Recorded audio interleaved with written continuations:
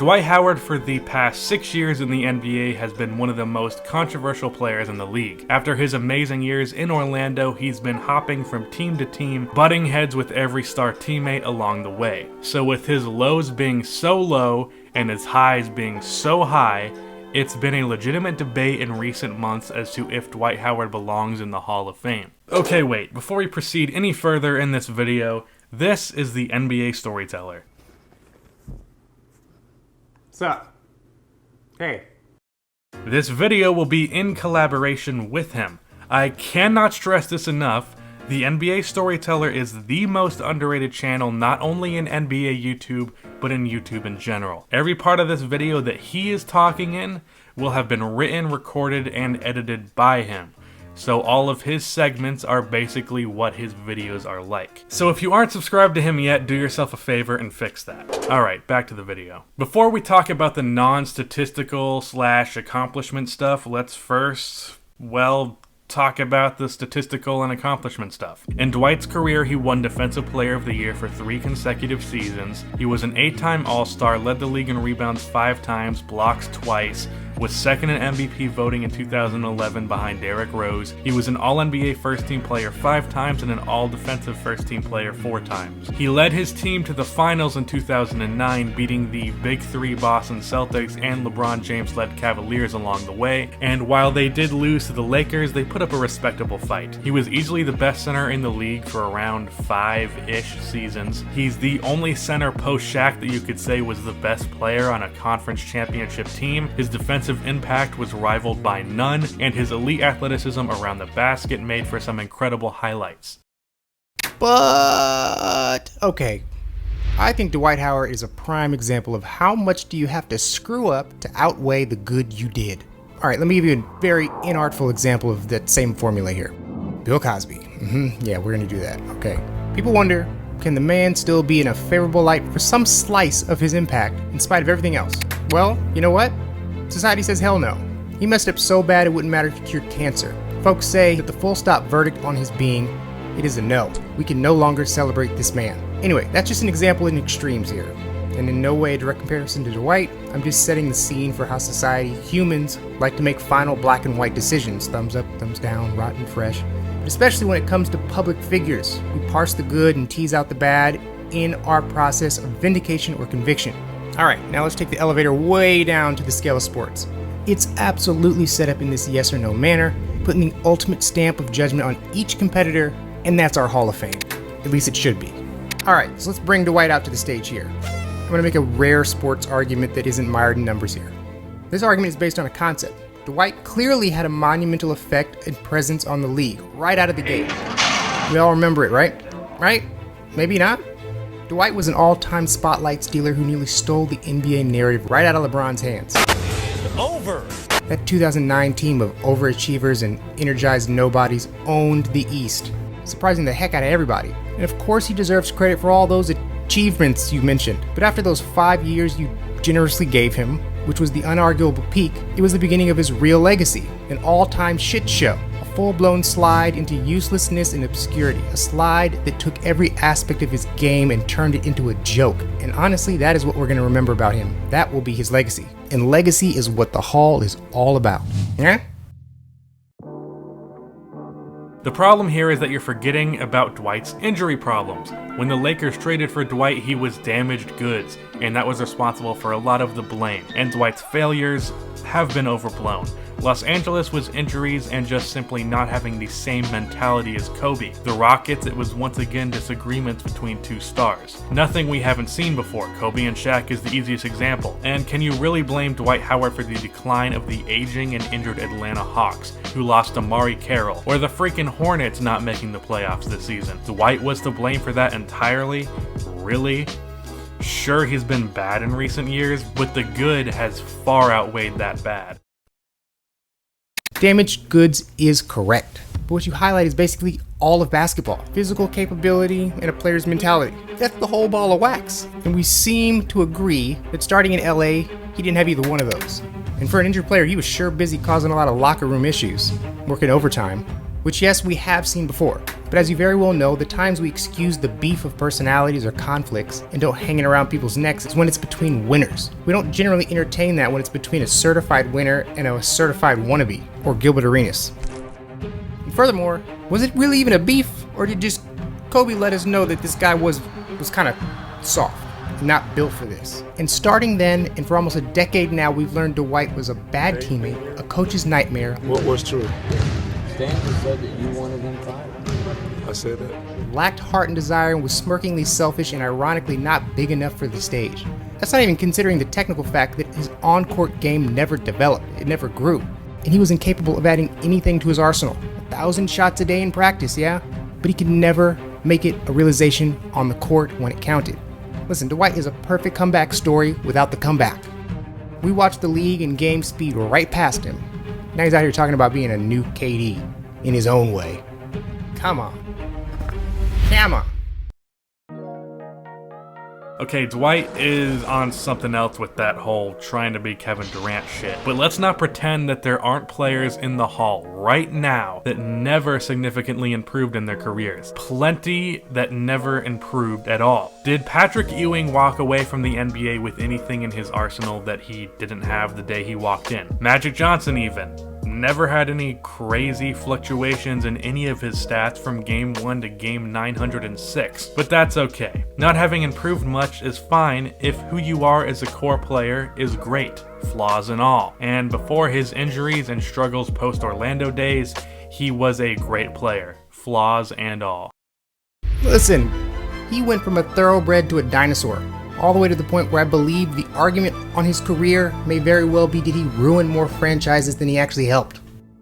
Well, as I said, the whole franchise ruining thing is way overblown, but if we're blaming Dwight for all the faults of the teams that he's been on that have failed, well, duh, of course he's hurt more teams than he's helped. That's just basic math.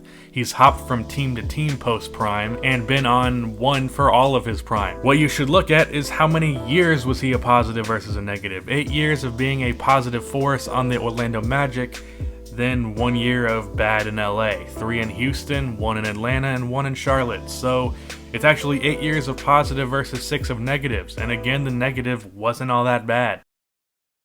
Well, maybe we should talk to the fans in LA, Houston, Atlanta, Charlotte, Brooklyn, and soon to be Washington to see what they think. And they all may come to the same ultimate judgment that the bad in this man's career did and does outweigh the good. And okay, alright, to your other point, not all Hall of Famers were great for their entire career. Ewing flamed out, Magic, flamed out. Well, let me use my own straw man here. How about the recent example of Grant Hill going to the Hall? Let's go with him. Here's the meat of it. The Dwight situation is not a Grant Hill scenario. We're a player who had an amazing high and then never reached that point again. No, this is not that. With Grant, you do recognize his temporary greatness. The way you might categorize the rest of his playing career would be, I don't know, indifferent? Flat, maybe? Point being, he never ruined a franchise after his peak. Teams might have been just purely better off with a slow-ass old veteran, wise locker room sage. I don't know. And you can celebrate all that, because in no way can you say he was a detriment to the Suns or any team he played on. You can't point to his career and say it was flat out Grant Hill who was the problem, and the reason any of the teams failed or blew up. And Rusty, here's the difference. This is so important, what a player does after their highest highs. If they're gonna follow in Dwight's footsteps and leave a near-decade trail of destruction and controversy till the end, I think that reveals a lot that needs to be considered. And yes, the Hall has not gotten its perfect, but it doesn't mean I can't naively hope the Hall gets their shit together. And I know Dwight never got caught exhibiting any immediately disqualifying behavior, but for every Defensive Player of the Year award, there's a coach he got fired. For each success, there's a spectacular fail on the other end that nullifies the good. And injuries. One day, the league and the fans will realize injuries aren't 100% random and should absolutely be a giant monkey around the neck of any underachieving player. It's also why durability and longevity should also count as a plus in a player's career. You have to take the whole career into the Hall on Enshrinement Day. If it was just about the good days, well, you might as well get Jeremy Lin fitted for his coat and bust. Okay, with this whole Grant Hill thing, no one uses Grant's days on the Suns and the Clippers against him because no one freaking cares about those days. After Grant's glory days on the Pistons, people really don't worry about those times post-prime. Even if Grant was a nightmare of a player that ruined his teams, no one would care. No one looks at that in the highlights mix. See, human nature to look at things as black and white was used as an argument for Dwight being viewed as bad at the beginning, but it could be applied here. When have we as fans, or sports media specifically, ever focused on the lowlights? We always talk about the glory days in retrospect. No one talks about Jordan's days on the Wizards when you could actually have argued that he was a negative on that team, destroying Kwame Brown's mentality, forcing a young talent in Richard Hamilton out of town for a declining Jerry Stackhouse, and missing the playoffs both years. And that's because no one really cared about those years. Do people talk about Patrick Ewing on the Magic, or Sean Kemp on the Magic, or Dominique Wilkins on the Magic? Wow, a lot of careers have died on the Orlando Magic. Anyways, no one cares about the non-glory days. History tends to forget the bad and the ugly, especially when that bad and ugly was under low lights. Houston and Atlanta and Charlotte weren't massive failures felt throughout the league, just failures on a small scale. LA was admittingly pretty large scale. History remembers the good. We're always going to remember Dirk for his 2011 finals run, not losing to an 8th seed in the first round after winning MVP. We will always remember Kobe for his clutch game winners, not the air balls that he had versus the Utah Jazz. And as for the Jeremy Lin thing, a brief 20 game period and 8 years of excellence aren't exactly equivalent.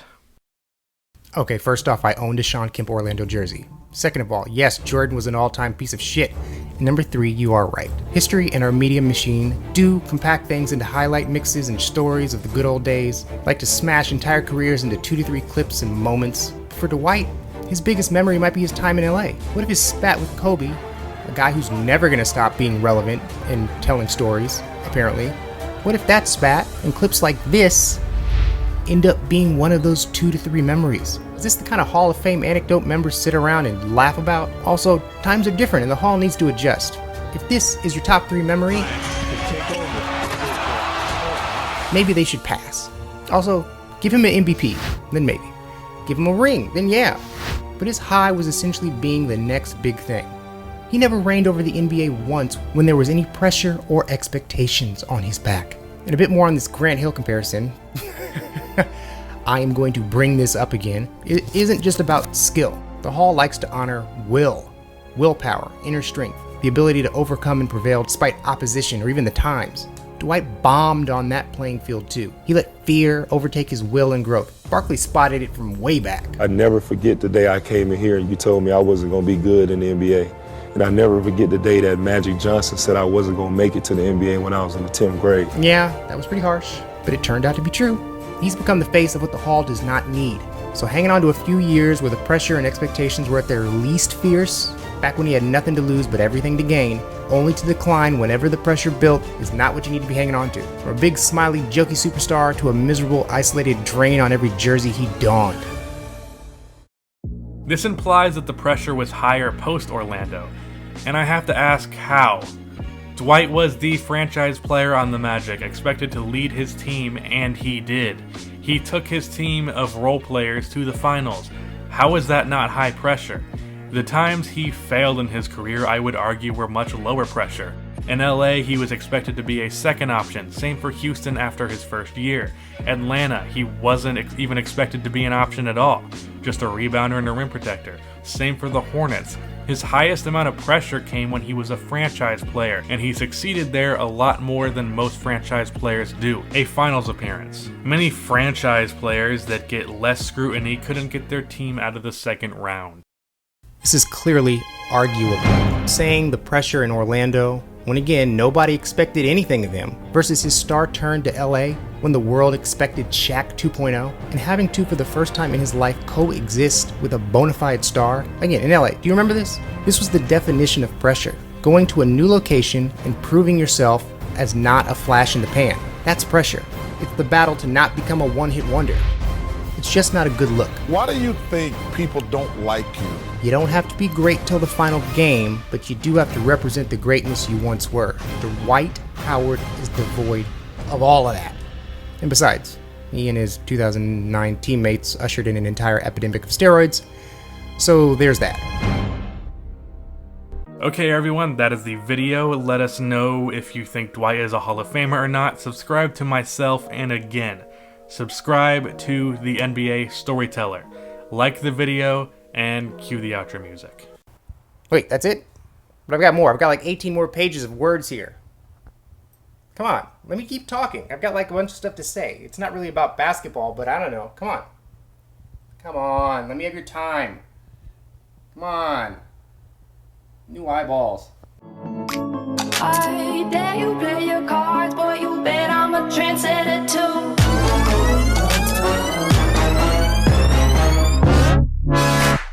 Fire when the strobe hits you. That's it, Brian?